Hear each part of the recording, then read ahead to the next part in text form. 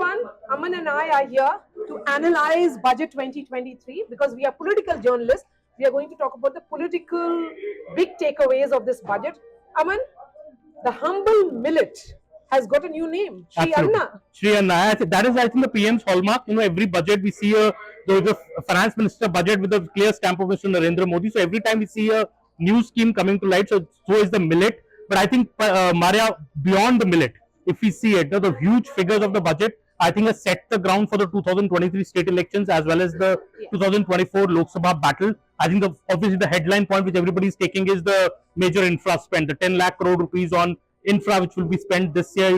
Major increase in the allocation for not just the roads ministry, the railways ministry, the finance PM Awas Yojana. PM Awas Yojana. So in a way, all of that will be translating, Aman, by the time the elections happen. So if anything, this election, because it's the last full budget before the general elections of 2024, if anything, it will be seen as a budget for next 18 months. Absolutely. I think, Maria, if we break it down in like 3 or 4 parts, I think the focus is clearly on ghar, Pani and Ilaj.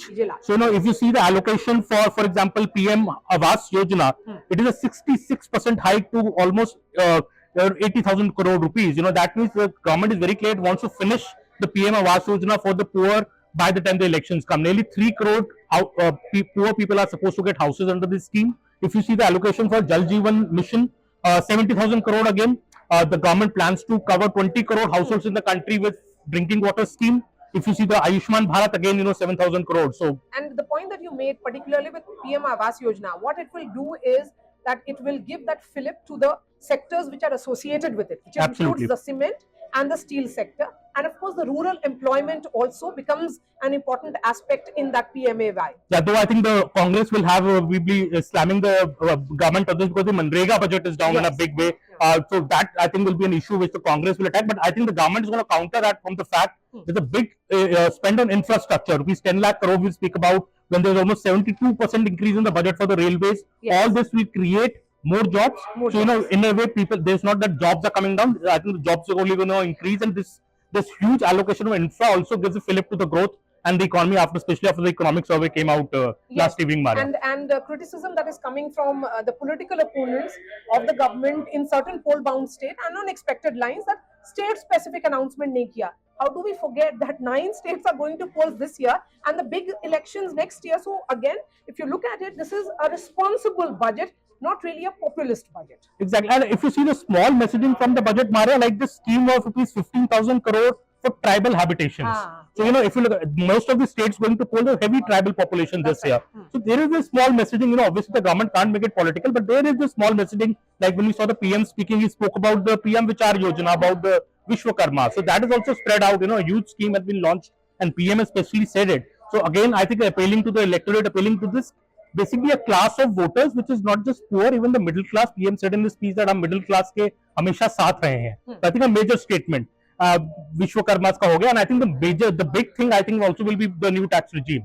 But Aman, the point being made by you about Vishwakarma, this is what the government is highlighting, and the Prime Minister himself said, Vishwakarma, this is a constituency or a class of people who have been so far not being celebrated the way they are being. Their काम, जो उनका काम और उनका जो contribution है, उसको acknowledge भी किया गया है और उसको ये भी बोला जा रहा है कि उनके लिए एक special push है skill development. Empowerment, empowering the person so that he can, create his own jobs. Be a self-employed person who are there is a huge class. I think they are appealing to that. So in a way, the political messaging I think is there in the budget. I think the new tax regime, Maria, I believe, is also a political messaging. A new tax regime, the kind of exemption. People are very confused about it right now. So very few people had shifted to the new tax regime, and after it was announced last year, because there are no exemptions available in the new tax regime. Neither you can get a home loan interest exemption, no PF exemption, there is no ATC.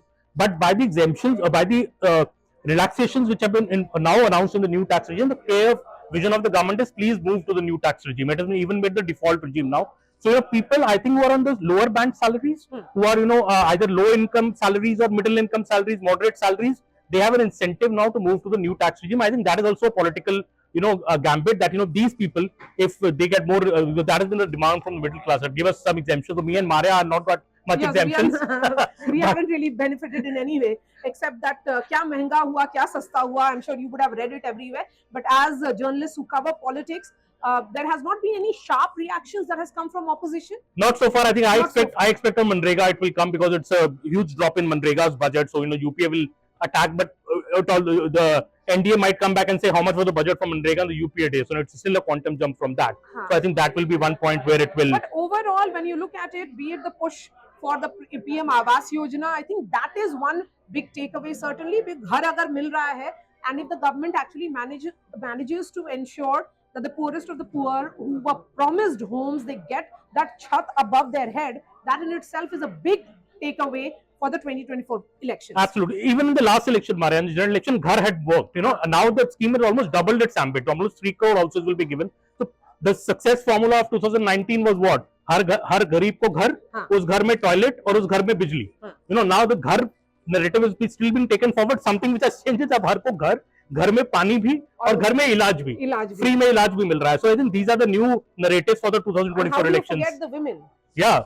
Big incentives for women in particular, the poorest of the poor women, and महिलाओं पे special focus है इस budget. Yeah, 2 years savings, new savings scheme. You can invest money in that. There's a 2-year savings scheme announced by Mr. Modi for women specifically, with 7.5% interest rate, perhaps the highest right now we can offer. So clearly, I think PM even mentioned that in his budget speech also, that the focus is on women, focus is on the Vishwakarmas, focus is on the middle class, and he said, हमारा हाथ हमेशा गरीबों और middle class के साथ रहा है. I think that is a clear political pitch of the budget. And महिलाओं के साथ it also becomes important because India has 50% population.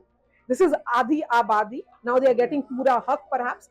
And the news that is also coming in, Aman, is that the BJP will be pushing a lot for women in electoral space. So perhaps even that, gambit, they'll be going for that gamble with women as candidates in 2024. Absolutely. I think women focus has been there. The house is also being registered in the name of a woman. Water scheme is totally aimed at women. So in a way, it is a woman-specific budget, and I think the empowerment of women, and women have backed Mr. Modi in successive elections. We expect that, BJP expects that that's going to happen even in the 2024 election. So the big takeaways from the two of us is, महिलाओं के लिए budget है. जो महिलाएं मोदी जी के साथ थी पहले, वो चाहते हैं उनके साथ रहे 2024 में, और उसके अलावा ये जो 9 चुनाव होंगे 9 स्टेट्स में, उसके अलावा सब सेकंड वाला जो अमन ने बोला, बिजली अहम है, घर अहम है, पानी अहम है, पानी अहम है. These are the major takeaways, I think. Thank you so much for joining us on CNN News 18. We'll be back with more budget analysis later in the day. Thank you so much.